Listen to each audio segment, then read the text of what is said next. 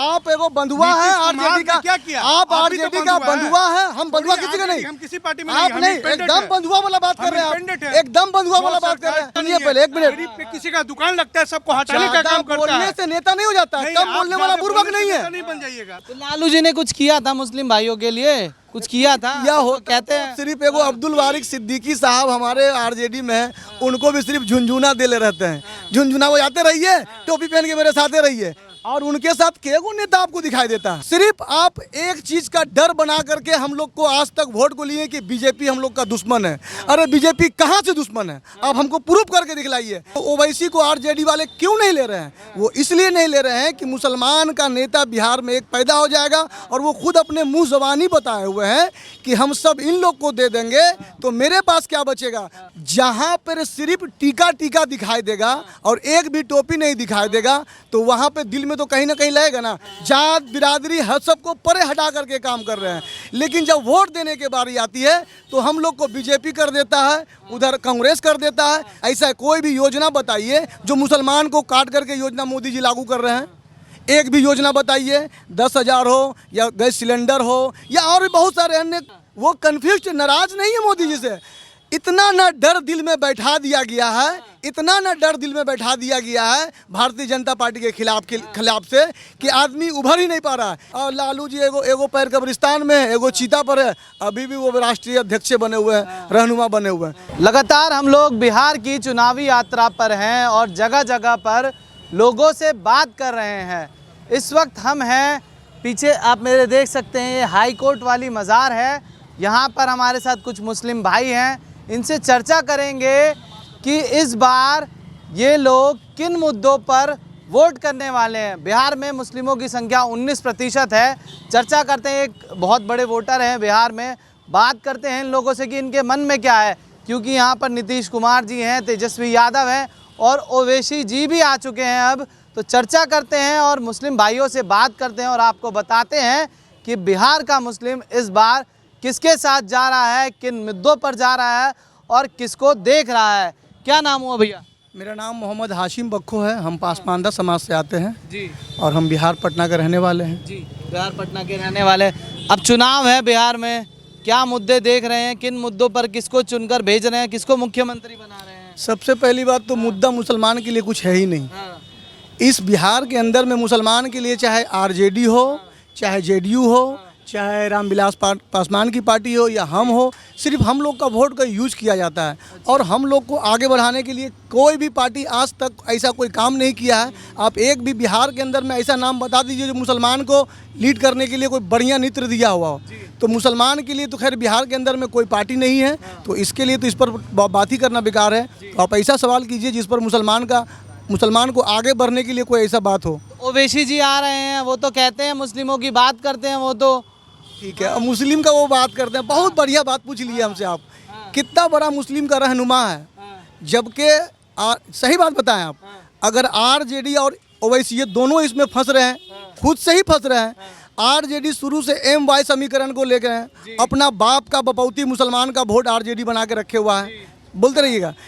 अगर अपने मुसलमान का वोट को अपना बपौती समझते हैं और आपको ये अच्छी तरह से मालूम है कि ओवैसी को अलग लड़ने से मुसलमान का वोट का समीकरण बिगड़ जाएगा, तो ओवैसी को आरजेडी वाले क्यों नहीं ले रहे हैं? वो इसलिए नहीं ले रहे हैं कि मुसलमान का नेता बिहार में एक पैदा हो जाएगा, और वो खुद अपने मुंह ज़बानी बताए हुए हैं कि हम सब इन लोग को दे देंगे तो मेरे पास क्या बचेगा। तो हम लोग ज़िंदगी भर आपका बाप दादा परदादा छरदादा सबको हम लोग ढोने के लिए मुसलमान बिहार के अंदर में है। तो मुसलमान किसको देख रहा है? कोई तो होगा नजरों में जिससे उम्मीद होगी, जिससे होगा कि वो मुसलमान का विकास। तो उनका नाम बोलने से पहले एक शायर से हम कहेंगे कि जब तक बिका न था तो कोई पूछता न था, जब तक बिका न था तो कोई पूछता न था, तुमने मुझे खरीद के अनमोल कर दिया। हम एक बात बता देते हैं आपको, हम अभी सारे मुसलमान भाई हम अपने जिम्मेदारी के साथ ये बात को कह रहे हैं, एक युवा के नाते हम लोग को बहुत सोचने और समझने की ज़रूरत है। एक बात समझ लीजिए आप, चाहे वो आपका आरजेडी हो या हम हो या LJP-R हो या कांग्रेस हो, आप ये बता दीजिए कि 70 साल से अभी तक एक भी बिहार में ऐसा कोई मुसलमान लीडर दिया आपको? एक भी नहीं दिया है। सिर्फ आप एक चीज का डर बना करके हम लोग को आज तक वोट को लिए कि बीजेपी हम लोग का दुश्मन है।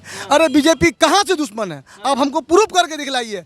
आप देखिए भैया, आप हिंदू मुस्लिम करते हैं बीजेपी वाले, लगातार हिंदू मुस्लिम करते हैं, इसके अलावा कुछ करते नहीं। रीजन कौन देता है इसके लिए? रीजन कब देता है? देखिए भैया, जहाँ पर सिर्फ टीका टीका दिखाई देगा और एक भी टोपी नहीं दिखाई देगा, तो वहाँ पे दिल में तो कहीं ना कहीं लगेगा ना कि हम जब जीत रहे हैं तो सारे अवाम के लिए काम कर रहे हैं, जात बिरादरी हर सबको परे हटा करके काम कर रहे हैं। लेकिन जब वोट देने की बारी आती है तो हम लोग को बीजेपी कर देता है, उधर कांग्रेस कर देता है। तो जब हम सरकार में हैं, ऐसा कोई भी योजना बताइए जो मुसलमान को काट करके योजना मोदी जी लागू कर रहे हैं। एक भी योजना बताइए, 10,000 हो या गैस सिलेंडर हो या और भी बहुत सारे अन्य योजना है। मुस्लिम भाई नाराज क्यों रहते हैं बीजेपी से लगातार? क्यों आरजेडी और औरों पर जाते हैं अगर मोदी जी इतना कर रहे हैं? नाराज नहीं है, वो कंफ्यूज्ड है। वो कंफ्यूज्ड, नाराज नहीं है मोदी जी से। इतना ना डर दिल में बैठा दिया गया है, इतना ना डर दिल में बैठा दिया गया है भारतीय जनता पार्टी के खिलाफ से कि आदमी उभर ही नहीं पा रहा है। लेकिन जो गर्जियन हम लोग का गुजर गया, हम लोग पहले अनपढ़ शिक्षित, देखिए मुस्लिम में क्या था ना पहले कि हम लोग का पढ़ाने लिखाने में उतना रुचि नहीं रखता था पहले के ज़माने में, हम लोग के दादा और परदादा के ज़माने में। लेकिन अब जो हम लोग का गर्जियन है, हम लोग को पढ़ाया लिखाया, सोचने से हमने समझ क्षमता हम लोग के पास आज के डेट में है, तो हम जान रहे हैं कि बीजेपी भी एक पार्टी है। वो कोई आसमान से उतरा हुआ कुछ नहीं, वो उसमें भी पार्टी में इंसान ही लोग रहते हैं। तो हम लोग जब तक कि किसी एक जानवर के पास, एक जानवर को आप रोज रोज रोटी खिलाएंगे, वो भी आपका एक पोसुआ बन जाता है, तो वो तो इंसान है। आप जब तक के आगे बढ़ के अपना हाथ नहीं बढ़ाओगे, कैसे आपको बीजेपी आपको मान सम्मान नहीं दे रही है? आप हमेशा विरोध करेंगे, विरोध करेंगे, विरोध करेंगे, तो बीजेपी आपको उतना करने के बाद भी भारतीय जनता पार्टी आपको हर योजना में रखती है। तो आप देखिए, हम कहते हैं कि आप वोट किसी को दीजिए, इससे हमको कोई आपत्ति नहीं है। आप ये चीज़ ख़त्म कर दीजिए कि हम बीजेपी मेरा दुश्मन है, ये चीज़ ख़त्म कर दीजिए कि हम बीजेपी को वोट नहीं देंगे। आप किसी को भी वोट दे रहे हैं, इनडायरेक्टली बीजेपी को ही जाती है। आप किसी को भी मंथन कर लीजिए, अगर पढ़े लिखे अगर समझदार युवा यहाँ पे होगा तो उनको समझ में आएगा कि आप किसी को भी वोट देते हैं या आरजेडी को देते हैं तो आपका वोट करता है तो बीजेपी को बढ़त हो जाती है, जेडीयू को वोट देते हैं तो उनके समर्थन में है, एलजेपीआर को देते हैं तो उनके समर्थन में है, अन्यथा किसी निर्दलीय को देते हैं तो जीतने के बाद उसी पार्टी में जाता है जिसका सरकार बन रहा है। तो आप इनडायरेक्ट ना दे करके डायरेक्ट दीजिए, ताकि आपको भी लगे अगर किसी को आप खाना खिलाना है तो आगे से खिलाइए कि अगला को पता चले कि हमको लुकमा दे कौन रहा है। हम लुकमा खिला भी रहे हैं उनको, लेकिन फ़ायदा पेट भर रहा है आपका, तो हम डायरेक्ट क्यों नहीं आपको वोट करें हम? तो मेरा कहने, एक बात बताइए, बिहार में जब भी बात होती है जंगल राज की बात होती है कि बिहार में जंगल राज था, तो क्या था जंगल राज? मुस्लिम भाइयों के लिए भी था क्या? भैया जंगल राज है तो सबके लिए जंगल राज था, ऐसा थोड़ी ना कि मुस्लिम को अलग कर कर जंगल राज था, ऐसा कुछ नहीं है। यहाँ पे बिहार में जितने लोग थे सब त्राहिमाम थे, समझ गए ना। यहाँ पे लूट खसोट, रंगदारी, छिंछोरी, डकैती, आज बिहार के अंदर में पटना राजधानी के अंदर में आप यहाँ से मुकामा चले जाइए 2 बजे रात कर गए लॉन्ग ड्राइव में, आप जाइए और वहाँ से वापस आइए, अगर कितना भी जेबर से लद करके जाइए, आप एकदम अपने घर का फैमिली को लेकर के जाइए, आपको कोई टच नहीं करेगा। ये बिहार का बदलाव है। एक समय ऐसा था कि घर से जीपीओ गोलंबर जाने के लिए आदमी को सोचना पड़ता था कि कौन गुंडा से बात हो जाएगा, किस शराबी से मुलाकात हो जा, कौन क्या कर देगा, मेरा बच्चे और फैमिली को लेकर के नहीं निकलता था लोग। लेकिन आज के डेट में चाहे जैसा भी हो, आज सुकून से ज़िंदगी जी रहा है बिहार के इमाम लोग, जी सही से जी रहे हैं। जी एकदम सुकून से जी रहा। और एक लास्ट बात हम कह करके आपको अपनी बात को ख़त्म करेंगे कि मुसलमान को ये चीज़ सोच लेना चाहिए कि आप किसी को टारगेट ना करें। आपके लिए जितना ज़रूरी आरजेडी है, जितना ज़रूरी कांग्रेस है, जितना ज़रूरी एलजेपीआर है, जितना ज़रूरी हम हैं, उतना ही ज़रूरी आपके लिए भारतीय जनता पार्टी भी है। आप सबके साथ रहिए। मोदी जी का कहना है सबका साथ, सबका विकास और सबका विश्वास। जब तक कि आप विश्वास नहीं दिलाओगे तब उम्मीद कैसे रखते हो? आपको विश्वास दिलाना पड़ेगा।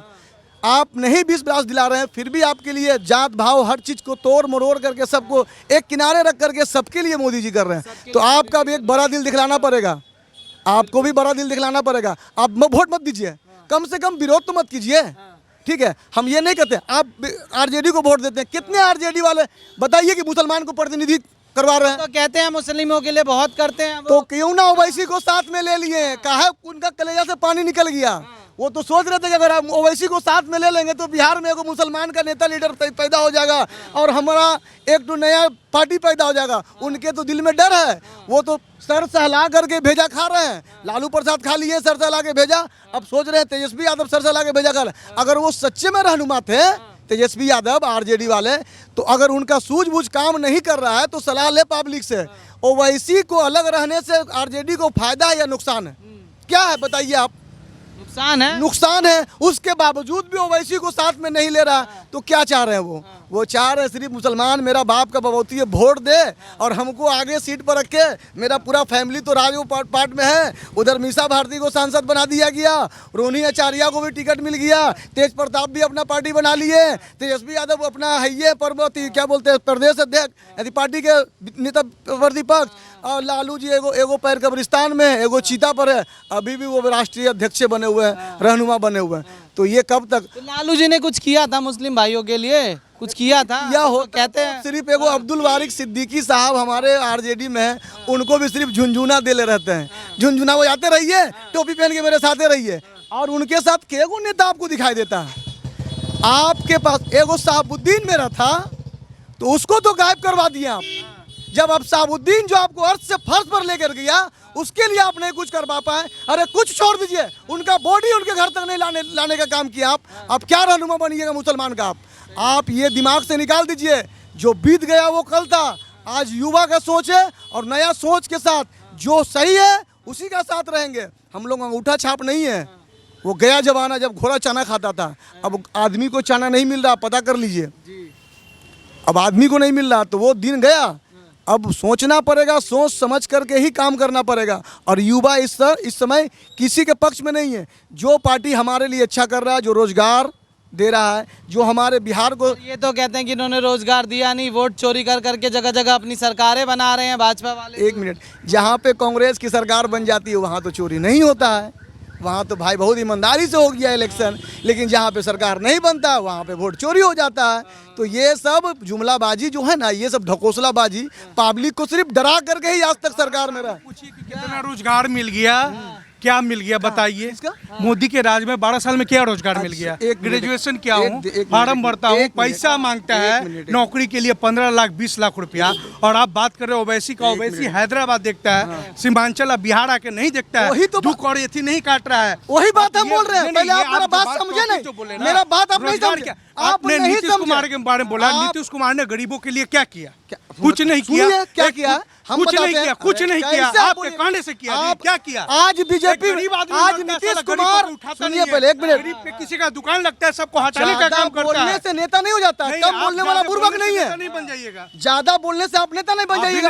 और हम नेता लेक्चर नहीं दे रहे, जो सच्चाई है। आप एगो बंधुआ है आरजेडी का, क्या किया? आप आरजेडी का बंधुआ है, हम बंधुआ किसी का नहीं। हम किसी पार्टी में आप नहीं, एकदम बंधुआ वाला बात कर रहे हैं। एकदम बंधुआ वाला बात कर रहे हैं। आप बंधुआ वाला बात कर रहे हैं। नहीं, आप क्या बोला? आप बंधुआ वाला बात कर रहे हैं। नीतीश कुमार शायद बात नीतीश कुमार क्या किया? नरेंद्र मोदी ने क्या किया? नरेंद्र मोदी ने बिना नरेंद्र मोदी के सहयोग से मोहम्मद लिखने पे यूपी में योगी जी ने बरेली में क्या करवाया? अच्छा एक मिनट, आई लव क्या करवाया बता दीजिए। बोलने दीजिएगा, क्या आप बताइएगा? आप नरेंद्र मोदी बताने तो दीजिए, बता रहे हैं। बताने आई लव मोहम्मद लिखने पे क्या किया योगी जी? बताइए हमको। आप हमको बताइए क्या हुआ? क्या आप योगी जी को नाम ले रहे हैं? आप योगी जी क्या किया? बरेली कहाँ पड़ता है? योगी जी क्या करता है? क्या किया वहाँ पे बताइए। हम जो बोल रहे हैं वहाँ पे योगी, ऐसा कोई देश है, ऐसा कोई जिला है, कोई स्टेट है ऐसा जहाँ पे नॉर्मल सा छोटा मोटा मुठभेड़ नहीं होता?